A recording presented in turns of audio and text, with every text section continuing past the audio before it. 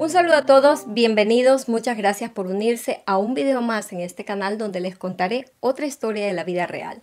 Soy Diana y hoy les traigo la interesante y milagrosa historia de un bebé de 3 días de nacido que le fue arrebatado a sus padres de un hospital y que por una selfie fue encontrado 17 años después. Pero además, esta es una historia con un final inesperado. La historia de hoy nos lleva a Ciudad del Cabo, Sudáfrica, concretamente al Hospital Groote Schuur, donde el 27 de abril de 1997, el joven matrimonio formado por Celeste y Morné Nurse le dieron la bienvenida a la primera de sus 4 hijos. La pareja estaba emocionada por este nacimiento. Celeste iba a dar a luz y por fin podrían sostener en brazos a su esperado bebé. Fue una niña que nació saludable y sin complicaciones y a quien llamaron Stephanie, quien solo 3 días después de su nacimiento desapareció de la cuna del hospital, convirtiéndose esto en la realidad más devastadora para estos padres. Era 30 de abril de 1997, aproximadamente 3:30 de la tarde. El día de volver a casa con la pequeña Stephanie se acercaba, pero Celeste aún estaba recuperándose de la cesárea, acostada en su cama del hospital, somnolienta por los analgésicos y la bebé en una cuna junto a su cama. Cuando despertó de una pequeña siesta, una enfermera estaba allí preguntándole repetidas veces «¿Dónde está tu bebé?». Celeste le dijo que estaba en la cuna y la enfermera le dijo que no, que la bebé no estaba allí, que la cuna estaba vacía. La desaparición de Stephanie se convirtió en una emergencia, por lo que de inmediato el hospital se puso en contacto con la policía pidiendo ayuda para registrar el hospital. Así empieza una búsqueda masiva de punta a punta por este lugar, pero no encontraron a la niña. Como les dije, era 1997, los hospitales no tenían cámaras ni sistemas de vigilancia ni mucha seguridad, por lo que era muy difícil saber qué pasó ese día.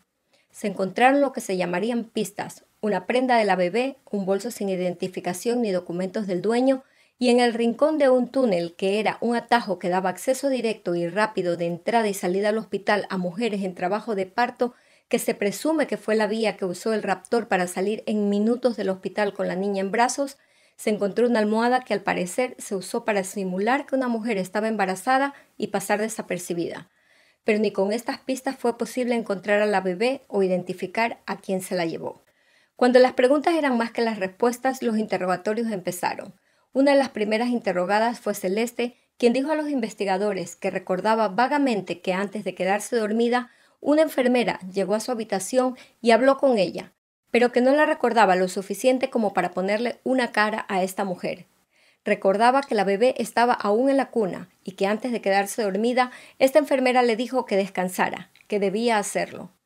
Dio algunas características de la mujer, pero con ellas ninguno de los miembros del personal del hospital pudo reconocerla.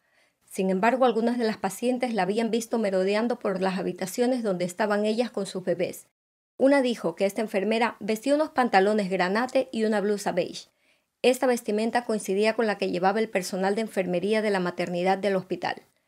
Otra paciente recordaba el rostro de la enfermera porque en esos días ésta había estado hablando amable y brevemente con ella, y además en otro momento la encontró sosteniendo a su hijo, lo que le pareció extraño, y le preguntó por qué tenía al bebé en brazos, y ésta le dijo que el bebé lloraba y que solo estaba tratando de ayudarla, por lo que en ese momento dejó el bebé y se fue. La policía entendía con todo esto que esta supuesta enfermera trataba de hacerse amiga de las madres o de las futuras madres en la sala. Después de 5 días en el hospital, para Celeste llegó el día de marchar a casa, pero nunca se llevó a la niña que había esperado con tanta ilusión y se preguntaba por qué alguien se la llevó. ¿Sería un desconocido que simplemente quería un bebé o un familiar que le estaba haciendo una broma pesada y que al llegar a casa la bebé estaría allí? Pero esto nunca pasó. Cuando llegó a su casa, la cuna que habían comprado estaba vacía. Biberones, lociones, polvos y todo lo que habían preparado para la bebé también estaban allí. Los Nurse tejían teorías. Celeste pensaba que quien se llevó a Stephanie era una mujer que quería un bebé sin pensar cuál, que no escogió a Stephanie por ningún motivo especial, sino que se llevó un bebé al azar. Solo esperó tener la oportunidad perfecta para llevarse uno y que este fue el suyo. La pareja buscaba sin parar, querían a su bebé en casa y ante los medios pedían que se la devuelvan. Clamaban por pistas, no importaba si eran anónimas, solo querían encontrar a Stephanie y llevarla de vuelta a casa. Sin embargo, los días se convirtieron en semanas y estas en meses, los meses en años, y durante los siguientes 17 años la familia no tuvo idea de dónde estaba su bebé. Celebraban su cumpleaños cada 27 de abril con la esperanza de que volvería a casa, pero esto no sucedía. En el transcurso de estos 17 años, en un par de ocasiones llegaron pistas que parecían sólidas y con ellas, obviamente, las esperanzas de llevar a Stephanie de vuelta a casa. Una pista temprana la dio una mujer que llamó a la policía diciendo que su vecina tenía un bebé y que nunca la vio embarazada. Y cuando la investigaron, coincidentemente, el bebé se parecía a la desaparecida Stephanie, pero resultó ser un varón. Mientras seguían buscando, los Nurse tuvieron 3 hijos más, Cassidy, Joshua y Micah. Además, Celeste se convierte en soporte para otras familias a quienes también les habían arrancado ilegalmente y sin ninguna explicación a sus hijos. Y 12 años después, llega una segunda pista de la mano de una llamada telefónica a los Nurse, casi 12 años después de la desaparición de Stephanie, concretamente en julio del 2009, cuando una mujer al teléfono susurraba celo de su hija. Dijo tener información de Stephanie y pedía 500,000 rands sudafricanos, que para ese momento eran más o menos unos $70,000 americanos, que deberían ser entregados en un lugar específico. Con este dato se contactó a la policía, que examinó el área y se encargó de vigilar la entrega, pero desafortunadamente nadie llegó a recoger el dinero.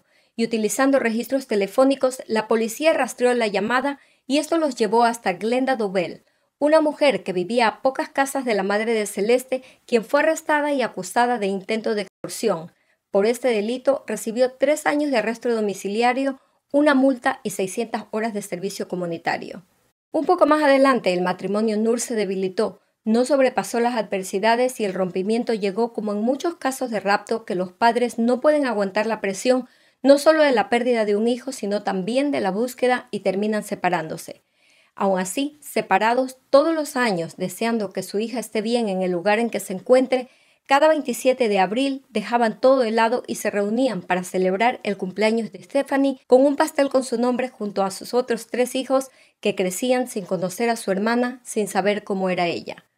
Pero en enero del 2015, un giro del destino hizo que lo imaginable llegara cuando la segunda hija de los Nurse, Cassidy Nurse, en ese entonces de 14 años, comenzó a estudiar su 9º grado en una nueva escuela donde rápidamente hizo amigos. Uno de ellos, una joven de 17 años quien cursaba el último año de colegio y a quien conoció en los pasillos de la escuela. Con ella establece una conexión de amistad instantánea, inmediata. Su nombre, Michelle Solomon, para quien esta amistad al principio fue aterradora porque no podía entender la conexión instantánea que tuvo con Cassidy. Y a pesar de los 3 años de diferencia que tenían, las adolescentes comenzaron a pasar mucho tiempo juntas, a hablar, a ser amigas. Cassidy llamaba a Michelle hermana mayor y algunas veces le cepillaba el cabello y le ponía brillo de labios. Simplemente parecían conocerse de siempre y se volvieron inseparables, al punto de que algunas personas que las veían juntas empezaron a preguntarles si eran hermanas, y ellas bromeando les decían que no lo sabían, que quizás en otra vida. Y dejaban así el tema sin darle más importancia al comentario, aunque otras veces decían que todo el mundo tenía un doble y que ellas lo habían encontrado en la escuela y que pensaban que esto era algo fabuloso.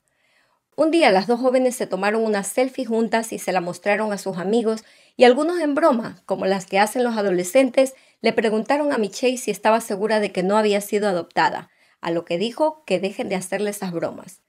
Esta foto también se la mostraron a sus familias. Cuando los Nurse vieron la foto, se quedaron paralizados, no porque las 2 jóvenes se parecían, sino porque eran idénticas. Y en casa de los Solomon también comentaron lo similar que se veían las jóvenes en la fotografía, e incluso Michael, el padre de Michelle, dijo que conocía a su amiga porque la había visto en la tienda de electricidad que su padre tenía, tienda en la que él a veces compraba.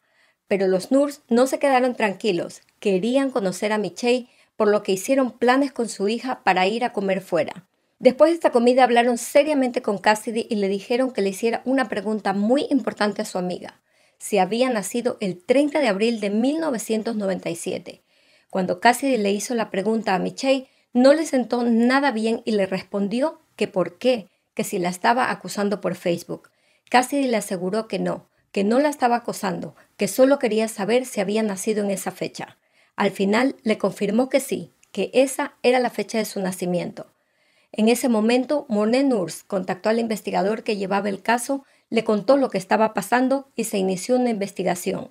Semanas más tarde, Michelle fue sacada de su aula de clases y llevada de forma sorpresiva a la oficina del director, donde 2 trabajadores sociales la esperaban para contarle la historia de Stephanie Nurse.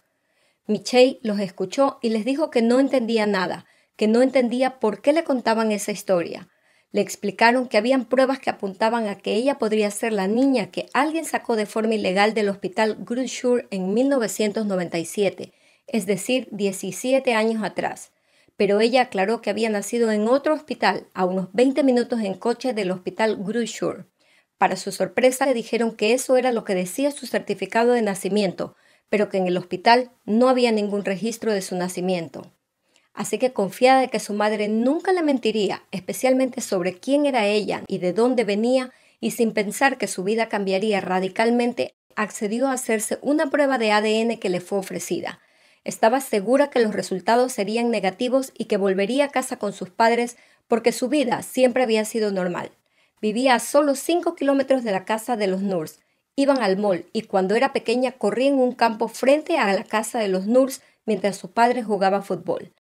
Iban a todas partes, era la princesa de su mamá y su padre era su roca, era su héroe, por lo que pensó que esto se trataba tan solo de un error y que ella no era la niña que buscaban.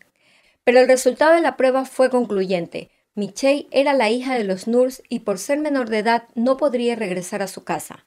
La llevarían a un lugar seguro hasta que cumpliera 18 años y entonces se le permitiría tomar sus propias decisiones. En ese momento su custodia la tomó el Departamento de Servicios Sociales, pero antes los trabajadores sociales la reunieron con sus padres biológicos en una comisaría.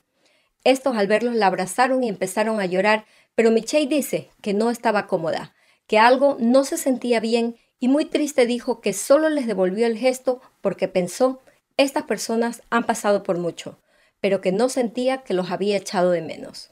Los servicios sociales le permitieron a la familia Nurse visitar a Michelle en la casa donde la tenían, y ésta empezó a sentirse cómoda con ellos al punto de empezar a llamarlos papá y mamá. Cuando cumplió 18 años, o sea, a finales de abril del 2015, consideró mudarse con uno de sus padres biológicos, pero al final decidió no hacerlo porque ellos estaban divorciados y optó por quedarse con su padre Michael Solomon. ¿Pero qué pasó con el matrimonio Solomon? LaVona Solomon, de 50 años de edad en ese momento, fue detenida como sospechosa de secuestro, fraude y contravención de algunos artículos de la Ley de Menores de Sudáfrica en el sentido de que fingió fraudulentamente ser la madre biológica de un niño. También la policía se preguntaba si Michael Solomon era parte del complot y lo interrogó en presencia de Michelle y dijo que no formaba parte de esto. Contó que LaVona estaba embarazada, por lo que cree que le ocultó un aborto espontáneo, que luego fingió el resto de su embarazo y entonces tomó a Stephanie Nurse del hospital y la llevó a casa como si ella había dado a luz. Como la policía nunca encontró pruebas de que Michael Solomon supiera que Michelle había sido separada de sus padres biológicos ilegalmente en 1997, lo dejaron en libertad. En el 2015, en Ciudad del Cabo, ante el Tribunal Superior, comenzó el juicio de LaVona Solomon, donde tanto Michelle como los Nurse estaban allí para escuchar el testimonio de LaVona. En el juicio, LaVona negó haber actuado de forma errónea. Dijo que había sido engañada, que también fue víctima y que participó en algo desconocido. Habló sobre sus abortos espontáneos y sus muchos intentos de concebir, así como su desesperación y anhelo por tener un hijo. Dijo que una mujer llamada Silvia le había ofrecido un bebé. Era un bebé recién nacido de una joven que lo daba en adopción porque no quería quedárselo. Pero LaVona no tenía ninguna prueba de quién era Silvia ni de que esta mujer existía. Y por último, en un desfile de identidad, un testigo, a pesar de que habían pasado casi 20 años, la reconoció como la enfermera que vio en el hospital. Un año después, LaVona Solomon fue condenada a 10 años de prisión por los cargos de los que estaba acusada.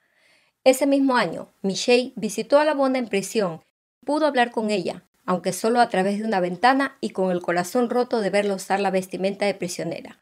Era la primera vez que hablaban desde que fue sacada del colegio por los servicios sociales. Michelle quería saber la verdad, saber qué había pasado ese 30 de abril de 1997. Le dijo a LaVona: saber que no soy sangre de tu sangre, que en realidad pertenezco a otra persona y que le has robado las posibilidades y has cambiado todo mi destino me duele. ¿Cómo se supone que voy a creer en tu palabra cuando me has mentido diciendo que soy tu hija? Rompiste mi confianza. Tendrás que ser sincera si quieres tener una relación conmigo. La respuesta de Labona fue: un día te lo diré. Mantuvo su palabra de que no lo hizo, pero Michelle piensa que sí. De todas maneras dice que no le guarda rencor, que la ha perdonado y por algunos años la siguió visitando en la cárcel de Worcester. El nombre de Michelle se mantuvo en secreto durante 5 años hasta que ella misma pidió el levantamiento de la prohibición que restringía la publicación de su nombre real, Michelle Solomon, y la petición fue concedida por el Tribunal Superior el 13 de agosto del 2019, aunque finalmente decidió mantener el nombre con el que creció en lugar del nombre con el que nació. Horas después de que la prohibición de revelar su nombre se levantara, anunció que su libro escrito por Joanne Jewell, titulado Stephanie, 2 madres, una hija, dedicado a ambas madres, llegaría a los estantes. Ahora es madre de una niña y tiene muy buena relación con sus padres y hermanos, y esa relación se puede ver en los mensajes que tanto ella como los Nurs intercambian por Facebook. Por otro lado, Celeste Nurs, el pasado 11 de noviembre de este 2020, sorprendió a sus amigos en su cuenta de Facebook con una foto familiar que mostraba que se había vuelto a casar con Monard Nurs. Al parecer reavivaron su relación después de 5 años de separación. Y esa es toda la información de la historia de hoy, y en mi opinión, una historia que dentro de lo que cabe tuvo un final feliz gracias a una fotografía, y aunque hubo mucho daño tanto para Michelle como para la familia Nurs, creo que podemos rescatar de esta historia que no hay que perder la esperanza, porque ahora Michelle sabe de dónde viene, recuperó sus raíces, tiene buena relación con sus hermanos y con sus padres biológicos que no perdían las esperanzas de encontrarla y pudieron dar respuestas a muchas de las preguntas que durante 17 años se hicieron. Pero muy rescatable es el hecho de que a pesar de las circunstancias que fracturaron el matrimonio, el tiempo y el amor reconstruyeron esa relación y los Nurs se volvieron a casar. Antes de despedirme, decirles que como siempre les dejo enlaces informativos del caso en la caja de descripción para quienes quieran tener un poco más de detalles. Me despido hasta un próximo video donde vendré con una nueva historia. Por favor, ayúdenme a traer más contenido como este, suscribiéndose al canal si no lo han hecho y compartiendo este video. Déjenme su opinión acerca de este caso. Les pido, como siempre, sean respetuosos en la sección de comentarios por la víctima y su familia. Si tienen algún caso que quieran sugerirme, pueden contactarme por email. Hasta pronto.